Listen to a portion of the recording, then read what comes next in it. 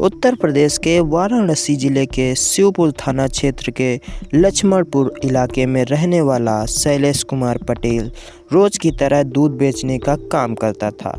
उसकी दिनचर्या बिल्कुल तय थी। हर सुबह करीब 5 बजे वह अपने घर से दूध बेचने के लिए निकल जाता और लगभग 10 बजे तक वापस लौट आता था। 11 दिसंबर की सुबह भी कुछ ऐसा ही हुआ। शैलेश कुमार रोज की तरह घर से निकला। उस वक्त उसकी पत्नी अनुपमा घर पर मौजूद थी।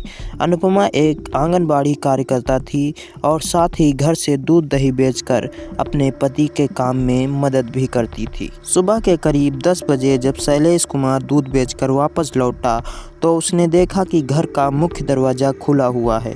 यह देखकर वह थोड़ा चौंका, लेकिन जैसे ही वह घर के अंदर दाखिल हुआ, अंदर का नज़ारा देखकर उसके पैरों तले जमीन खिसक गई। घर के अंदर उसकी पत्नी अनुपमा खून से लथपथ मृत अवस्था में पड़ी हुई थी। किसी ने बड़ी बेरहमी से उसकी हत्या कर दी थी। यह दृश्य देखकर शैलेश कुमार की चीख निकल गई। उसकी आवाज़ सुनकर आसपास के लोग मौके पर इकट्ठा हो गए और देखते ही देखते वहां भीड़ लग गई। घबराए हुए शैलेश ने सबसे पहले अपने रिश्तेदार शुभम को फ़ोन किया और फिर तुरंत पुलिस को सूचना दी गई।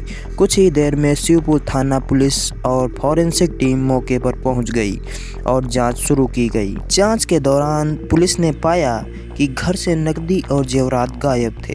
पहली नज़र में मामला चोरी के दौरान हत्या का लग रहा था, लेकिन जब फॉरेंसिक टीम ने बारीकी से जांच की तो उन्हें घर के अंदर कुछ जूतों के निशान मिले।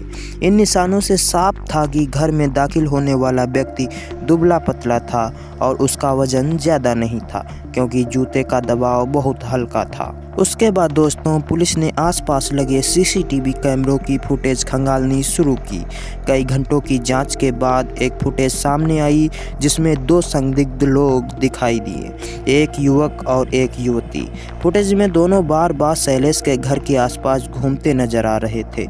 फुटेज में दिख रहा युवक दुबला पतला था, जो जूतों के निशानों से पूरी तरह मेल खा रहा था।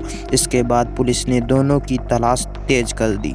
फिर दोस्तों, जल्द ही सूचना मिलती है कि दोनों संदिग्ध शिवपुर रेलवे स्टेशन के पास देखे गए हैं। पुलिस ने तुरंत कार्रवाई करते हुए वहां से दोनों को हिरासत में ले लिया। पूछताछ में उनकी पहचान 21 वर्षीय मोहित यादव और उसकी 21 वर्षीय पत्नी अंजलि चौहान के रूप में हुई। दोस्तों, शुरुआत में तो दोनों पुलिस को गुमराह करने की कोशिश करते रहे, लेकिन जब उनकी तलाशी ली गई तो उनके पास से अनुपमा के जेवरात और 73,640 नगद बरामद हुए। इनमें कान के झुमके, चैन, अंगूठी और टॉप शामिल थे। दोस्तों, अभी तक मामला तो चोरी और हत्या का लग रहा था, लेकिन जब पुलिस ने सख्ती से पूछताछ की तो जो सच सामने आया उसने सभी को चौंका दिया। पूछताछ में मोहित ने बताया कि वह पहले शैलेश और अनुपमा के घर के पास किराए पर रहता था। दूध दही लेने के बहाने उसका अनुपमा के घर आना जाना बढ़ गया और धीरे धीरे दोनों के बीच अवैध संबंध बन गए। शैलेश को इस रिश्ते की भनक तक नहीं थी। फिर दोस्तों, कुछ समय बाद मोहित ने अंजलि से लव मैरिज कर ली, लेकिन इसके बावजूद अनुपमा उसका पीछा नहीं छोड़ रही थी। मोहित के मुताबिक अनुपमा उस पर दबाव बना रही थी कि वह उसे एक बच्चा दे। इसी बात को लेकर वह उसे लगातार धमकाती और परेशान करती थी। इससे तंग आकर मोहित ने अपनी पत्नी अंजलि को सारी सच्चाई बता दी। इसके बाद दोनों ने मिलकर अनुपमा को रास्ते से हटाने की साजिश रच डाली। और दोस्तों, 11 दिसंबर की सुबह दोनों ने करीब आधे घंटे तक घर की निगरानी की। जब उन्होंने देखा कि शैलेश दूध बेचने निकल चुका है तो अंजलि दही लेने के बहाने अनुपमा के घर पहुंची। जैसे ही अनुपमा ने दरवाज़ा खोला, अंजलि अंदर दाखिल हो गई और पीछे से मोहित भी घर में घुस गया। उसके बाद दोस्तों, घर के अंदर जाते ही मोहित ने सिलबट्टे से अनुपमा पर ताबड़तोड़ हमला कर दिया। कुछ ही मिनटों में अनुपमा की मौत हो गई। इसके बाद दोनों ने घटना को चोरी का रूप देने के लिए घर से नकदी और जेवरात उठाए और फरार हो गए। लेकिन सीसीटीवी फुटेज और फॉरेंसिक सबूतों ने उनकी साजिश को बेनकाब कर दिया। फिलहाल पुलिस ने पति पत्नी के खिलाफ हत्या और अन्य संबंधित धाराओं में मुकदमा दर्ज कर उन्हें न्यायिक हिरासत में भेज दिया है। तो दोस्तों, ये था वाराणसी का वह खौफनाक मामला जिसने पूरे इलाके को दहला कर रख दिया।